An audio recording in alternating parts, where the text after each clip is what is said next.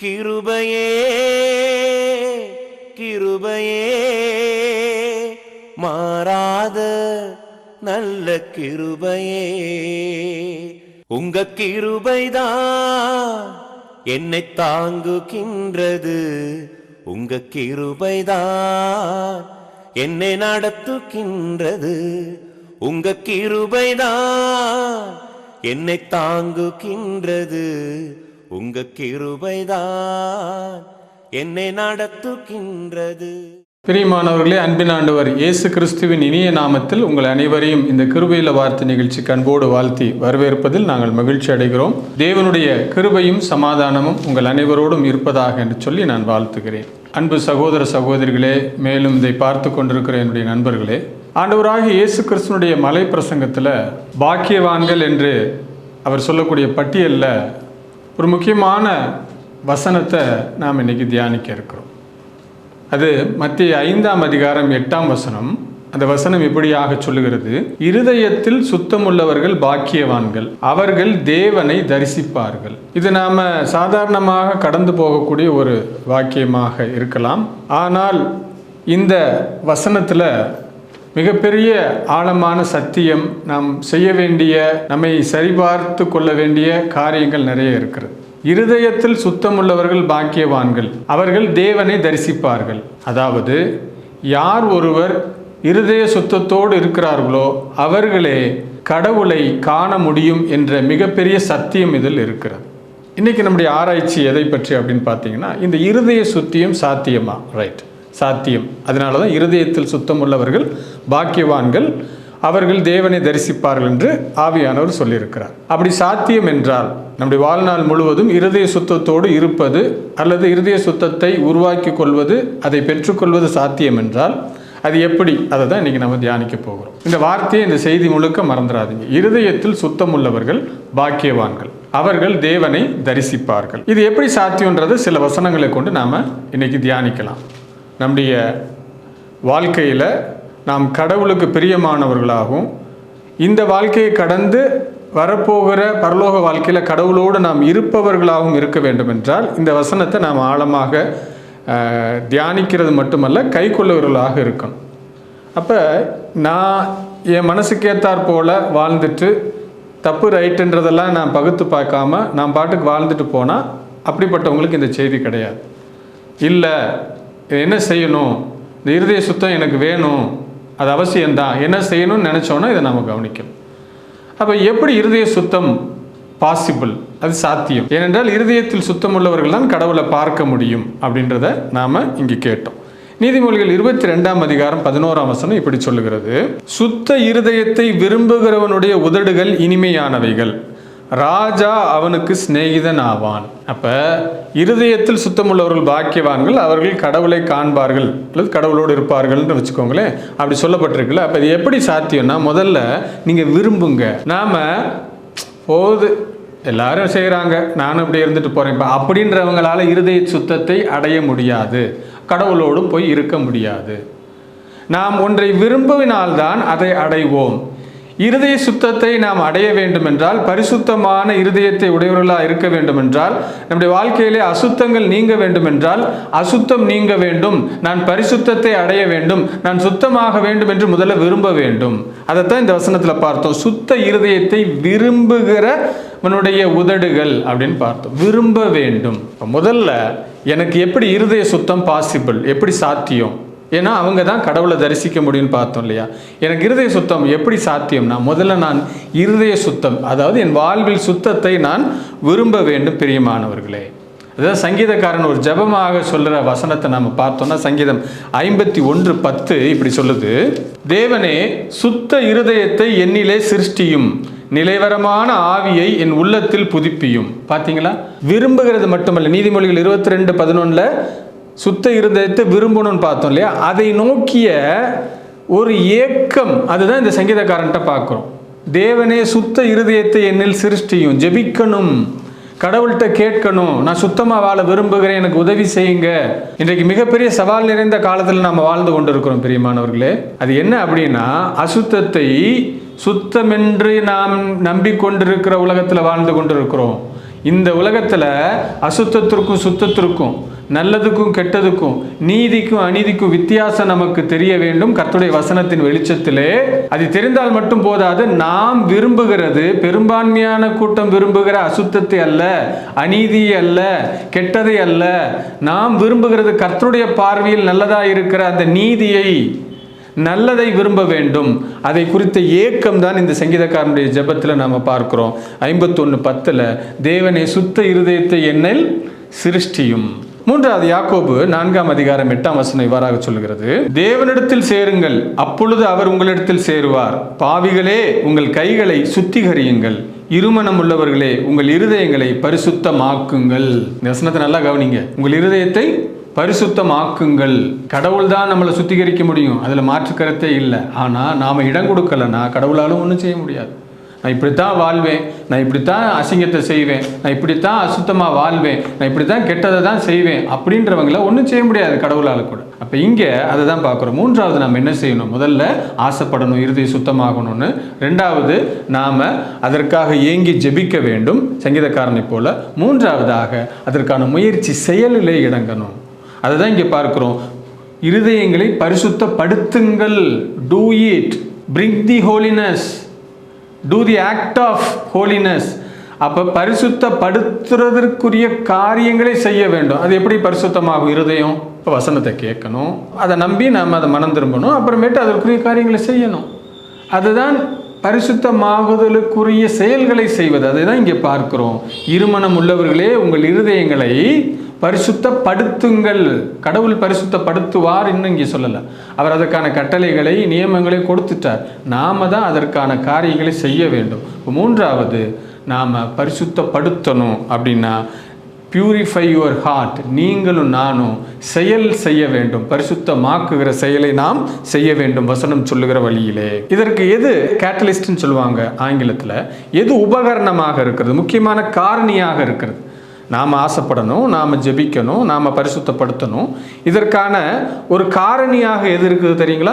வசனம் என்ன சொல்லுதுன்னு பாருங்கள். இருதய சுத்தத்திற்கான காரணியாக எது அமையுதுன்னு 1 பேதுரு 1:22 ஆகையால் நீங்கள் மாயமற்ற சகோதர சிநேகம் உள்ளவர்கள் ஆகும்படி ஆவியினாலே சத்தியத்திற்கு கீழ்ப்படிந்து உங்கள் ஆத்துமாக்களை சுத்தமாக்கி கொண்டவர்களாய் இருக்கிறபடியால் சுத்த இருதயத்தோடே ஒருவரில் ஒருவர் ஊக்கமாய் அன்பு கூறுங்கள்.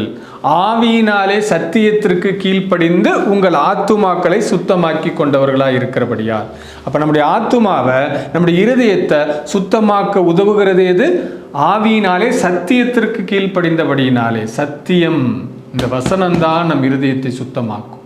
இந்த வசனத்தின் சொல்லப்பட்டவைகள், கட்டளைகள், நியமங்கள், ஆலோசனைகள், இவைகளை கேட்டு நாம் கீழ்ப்படியும் பொழுதுதான் இருதயம் சுத்தமாகுமே ஒழிய நாம இதிலிருந்து வெளியில் இங்கே இதை தவிர்த்துட்டு வேற எந்த முயற்சியும் நம்ம இருதயத்தை சுத்தப்படுத்த முடியாது. சிலர் சொல்லுவாங்க, நான் ரொம்ப சுத்தமாக இருக்கிறேன், என் இருதயம் ரொம்ப கிளியராக இருக்குது, நான் எல்லாருக்கும் தான தர்மம் பண்ணுறேன், எல்லாருக்கும் உதவி செய்கிறேன், எல்லாருக்கும் நல்லதே நினைக்கிறேன், அதனால இருதயம் சுத்தமாயிருச்சு. இப்போ நீங்கள் ஒரு வேளை கெட்டது செய்யாமல் இருக்கலாம், ஆனால் செய்த பாவங்களிலிருந்து உங்கள் இருதயம் சுத்தமாகணும்னா நீங்கள் செய்கிற தர்ம காரியங்கள் அல்ல, வசனத்திற்கு கீழ்ப்படிவது மட்டுமே உதவி செய்யும். அதற்குத்தான் வசனம் ஒவ்வொரு பாவத்திலிருந்தும், கடந்த கால பாவத்திலிருந்தும் நாம விடுதலை பெறும்படியாக திருமுழுக்கிலே மனந்திரும்பி விசுவாசித்து மனந்திரும்பி அறிக்கை பண்ணி கீழ்ப்படிய வேண்டும் என்று வசனம் சொல்லுகிறது. அதுதான் இருதய சுத்தமாகும். அப்போஸ்தலர் 2:38 தான் பார்க்குறோம். பாவ மன்னிப்புக்கென்று திருமுழுக்கு பெற்றுக்கொள்ளுங்கள். அப்படின்னா பரிசுத்தமாகணும்னா பாவங்கள் போய் கழுவப்படணும், அதற்கு திருமுழுக்கு தேவை. சரி, சத்தியத்தினாலே நாம் பரிசுத்தமாக்கப்படுகிறோம். அதுதான் 1 பேதுரு 1:22 நம் இருதய சுத்தம் எப்படி சாத்தியம். அதற்கான காரணி எதுனா, நீங்கள் என்ன செஞ்சிருக்கிறீங்க? சத்தியத்திற்கு கீழ்ப்படிந்து உங்கள் ஆத்துமாக்களை சுத்தமாக்கி கொண்டபடியால் அப்படின்னு வசனம் பார்க்கிறோம். சங்கீதம் 15:2 எப்படி சொல்றாரு?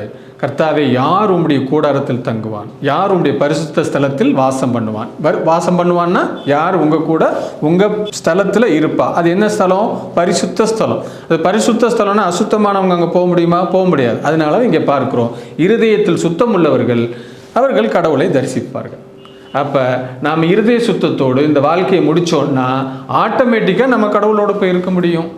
இங்கே சங்கீதக்காரன் 15:2 அதான் சொல்கிறாரு, யார் உம்முடைய கூடாரத்தில் தங்குவான், யார் உம்முடைய பரிசுத்த ஸ்தலத்தில் வாசம் பண்ணுவான்?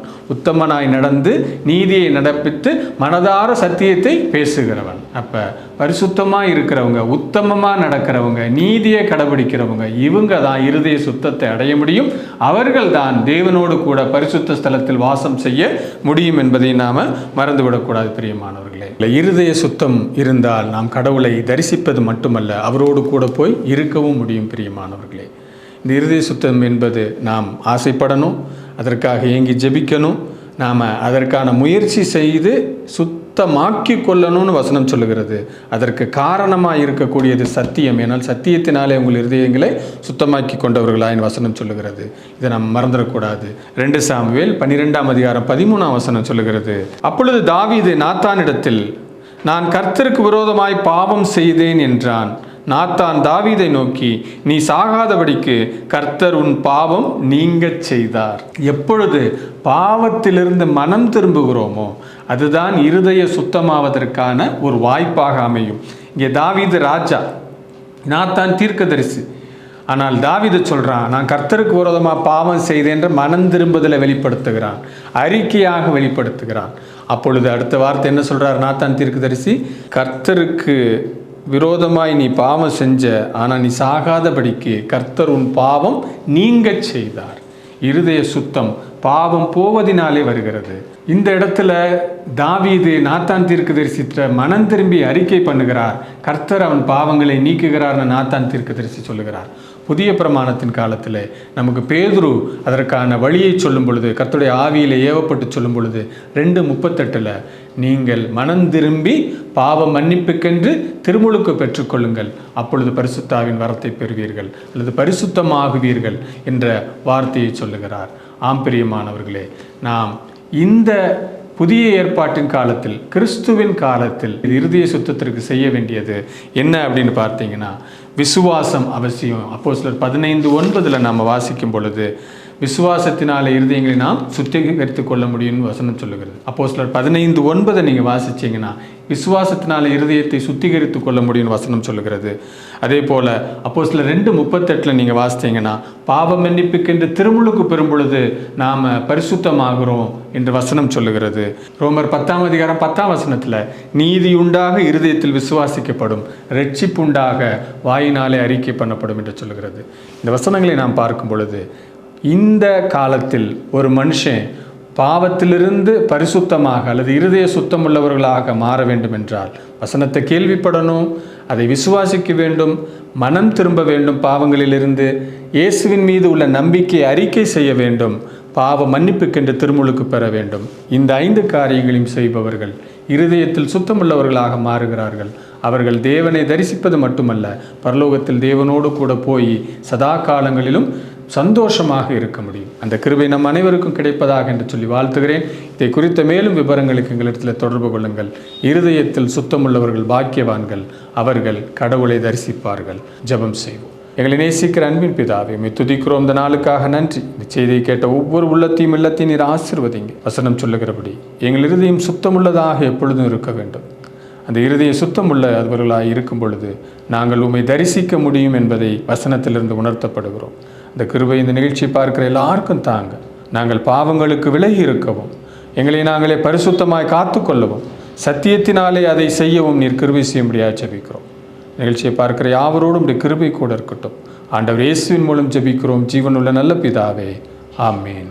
நீங்கள் ரட்சிக்கப்பட வேண்டும் என்பது தேவனுடைய சித்தமாயிருக்கிறது. சரியான சத்தியத்தை கேள்விப்பட வேண்டும், சத்தியத்தை விசுவாசிக்க வேண்டும், பாவ வாழ்வை விட்டு மனம் திரும்ப வேண்டும், இயேசுவே தேவனுடைய குமாரன் என்று நாவினால் அறிக்கையிட வேண்டும், பாவ மன்னிப்புக்கென்று ஞானஸ்நானம் பெற வேண்டும். ரட்சிக்கப்படுகிறவர்களை கர்த்தர் அனுதினமும் சபையிலே சேர்த்து கொண்டு வந்தார். அன்பு நேயர்களே, நீங்கள் மதுரையில் இருப்பவர்களானார் எங்களுடன் சபையில் சேர்ந்து ஆராதிக்க உங்களை அன்புடன் அழைக்கின்றோம். எங்களுடைய சபை ஆராதனை நேரங்கள் ஞாயிறு காலை 9:30 மணிக்கும் மாலை 6:30 மணிக்கும் மற்றும் வேத ஆராய்ச்சி புதன் மாலை 6:30 மணிக்கும் நடைபெறுகிறது. நடைபெறும் இடம் AGP ஹால், 45 C/1 காரனேஷன் தெரு, அரசரடி, மதுரை 16. சபையில் கலந்து கொண்டு இறையாசி பெற்றுக்கொள்ள உங்கள் அனைவரையும் அன்புடன் அழைக்கின்றோம். தொடர்புக்கு 924421 4421 மற்றும் 924431 கிருபையுள்ள வார்த்தை, தபால் பெட்டி எண் 15, அரசரடி, மதுரை 625016.